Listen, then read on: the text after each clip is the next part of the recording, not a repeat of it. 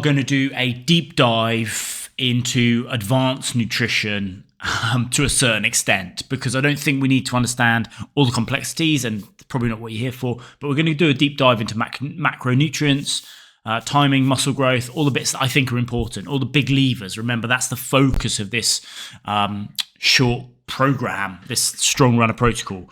It's about having a good grip of what those big levers are and being able to pull them and actually take an action towards your goal. So, nutrition for muscle growth, deep dive essentials. Let's get straight into it.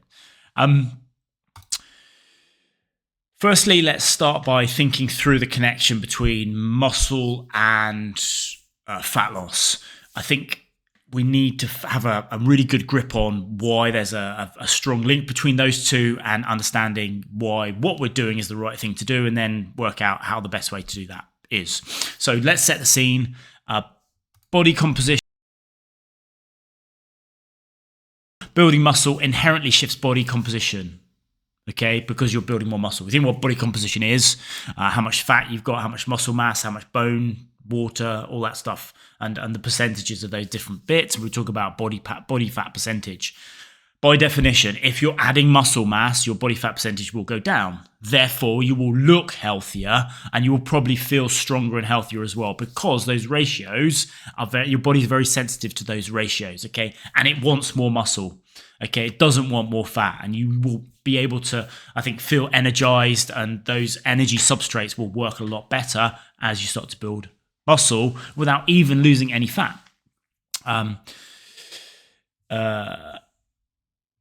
And you will look leaner as well. Don't forget that one. The metabolic benefits. So increased muscle mass boosts metabolism, allowing more calorie consumption. Let's think that one through. So what is a muscle cell? Okay, it's a reservoir that pulls sugar and energy from the bloodstream and uses it to create motion, to create movement. Okay, so the bigger the muscle cells, the more muscle mass that you have, the more energy you're going to be utilizing. And we know this from studies around sugar metabolism, glucose metabolism, and the impact on, for example, diabetic patients. If we're able to increase the muscle mass, we're increasing that reservoir that pulls glucose out of the bloodstream and stops it getting A, stored as fat, and B, overwhelming the system as well. So fundamentally, an important thing to think about, and making the shift towards a muscle-centric approach to fitness. Okay, and not just thinking about fat loss, and getting leaner, eating less. Okay, let's not stay in that what I believe is a bit of a negative realm to sit in. Let's try and get in a bit of a more positive light, building some muscle and getting on the front foot, metaphorically and physically for us runners. Literally, I should say. Simplified focus. So instead of focusing solely on fat loss, prioritizing muscle gain can naturally lead to a favorable body composition, which is exactly what we've been talking about. Making the process of being leaner, because I think we all want to be nice and lean and healthy, quote unquote, more efficient and sustainable. Okay, if you're looking better, if you're feeling better, the chance of you staying on that journey to getting the most lean, the most muscular, the most energized, the fastest is going to be easier. Yeah, we need to understand how to get the wins in the bank. Cool. The importance of protein. So I wax lyrical about this stuff in the group. And if you're new to the group, you will hear me wax lyrical about this on a regular basis, because fundamentally we need to get this through our thick heads. I haven't worked with anyone that hits their protein target unless we really, really focus on it. So on what to do. Protein intake is paramount for muscle growth. We're not going to get muscle growth. Okay. We're not going to get muscle growth unless we have a surplus of protein. Okay, so forget the minimums. Forget the World Health Organization's minimum protein requirements. Okay, you need to get that out of your head, because that's like 50, 60 grams a day. You're not going to be adding muscle if you're in that mindset and doing that low level of protein intake. Okay, achieving a protein goal is required. And it can only happen by being intentional and usually by tracking it. Okay, it cannot happen by accident. Protein calculations, I'll come on to it, how we're going to do those right at the end. So make sure you watch till the end. But we need to calculate how much we need. Okay, I'm 80 kilos. How much protein do I need? I'm 82 now, actually. How much protein do I need every single day? Okay, and I work hard towards that goal. It's my priority focus. Okay, and consistency in protein intake. So we need to be hitting it on a regular basis, which is what I just said, and that's a non-negotiable for muscle development. It really is.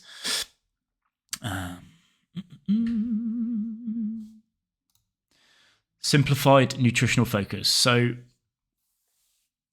we all have this kind of like noise and buzz around us to try and work out what those macronutrients are, how much we need, what we should be eating. You know, we get caught in these kind of like dogmatic diet systems of, you know, do this for this reason, or this for this reason, or this is the silver bullet that's going to drop your fat, or this is the best thing from the environment, whatever it might be. Those are all dogmas.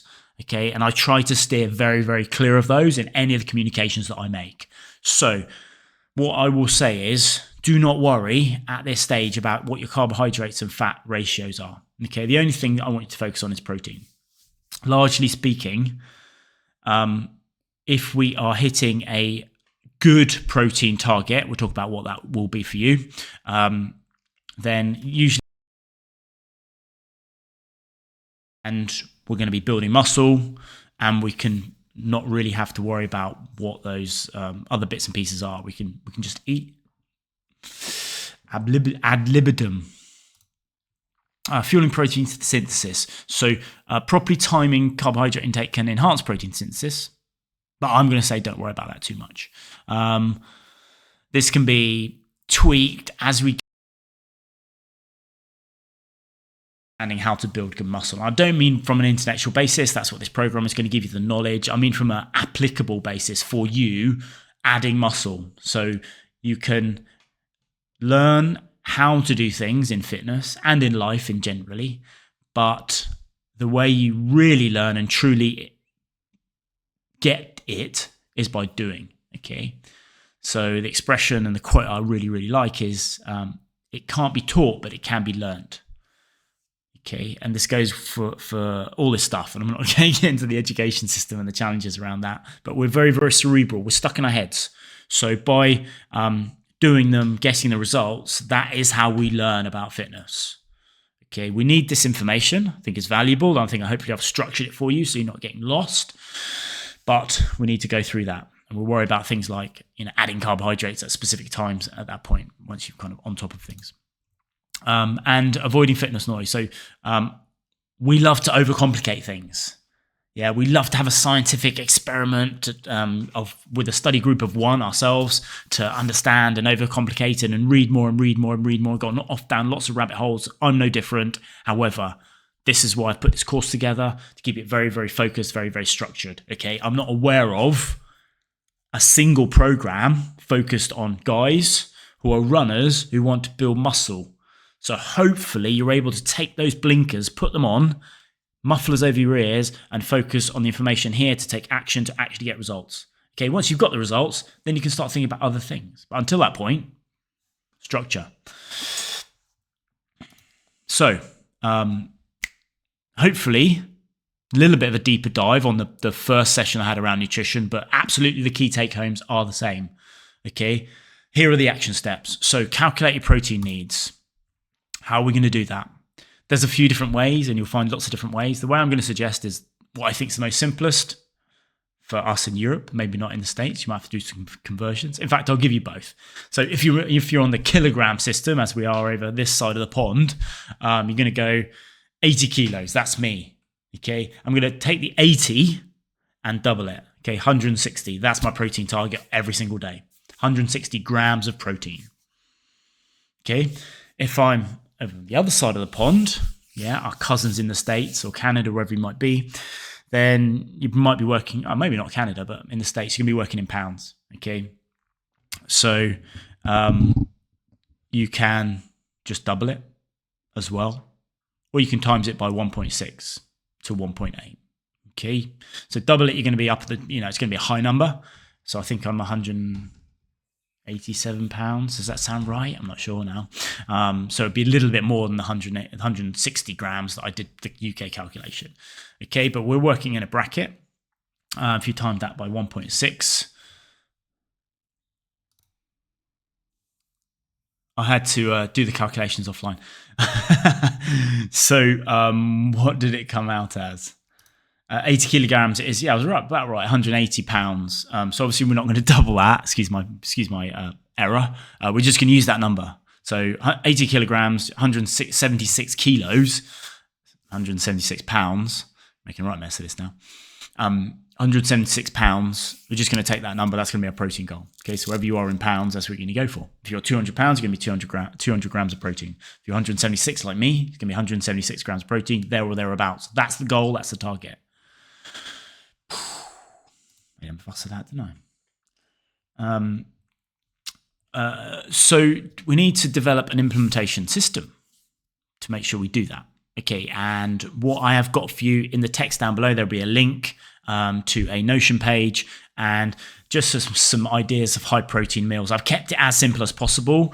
I'm taking the lowest common denominator, not the highest level Michelin star chef that you all might be, the guy who struggles with one pan and one grill. So I've taken it for that person, just to give you an idea and some ideas around what a high protein meal might look like for you, doing things quickly and hopefully cheaply as well. And that might start to drill home how much more protein you need to get true muscle growth and get to the goal that you've got if you start looking through that. So link down below, have a look at that after this. But hopefully that help you develop that plan. So obviously we need to have some sort of tracking in place. Nutrition, I think, can get out of hand without some sort of tracking in place. I'm not a massive fan of tracking calories, but I do think it's important to go through the process of tracking. And I would suggest, based on this presentation anyway, that you start tracking your protein. Okay, if you're 80 kilos like me and you're trying to hit 160 grams of protein every single day, then it's unlikely you're going to do that unless you start tracking. Okay, how much am I having for breakfast? How much am I having for lunch? How much am I having for dinner? And as a rough rule of thumb, without being a fantastic mathematician, I just aim for 50, 50, 50. So if I'm eating 3 meals a day, each meal needs to have at least 50 grams of protein in, and then I know I've hit that target. Cool. Guys, I'm going to leave it there. Lots more good content coming, lots more things that are going to help you develop your system for strength training, some injury prevention focus, and how to increase flexibility, all the bits that I think are pertinent to the bits around the edge of building muscle. But hopefully you've got those tools. Check out the link below and let me know how much protein you're going to be needing every day and how you're going to provide a system for yourself to actually go away and do that. I'll see you on the next one.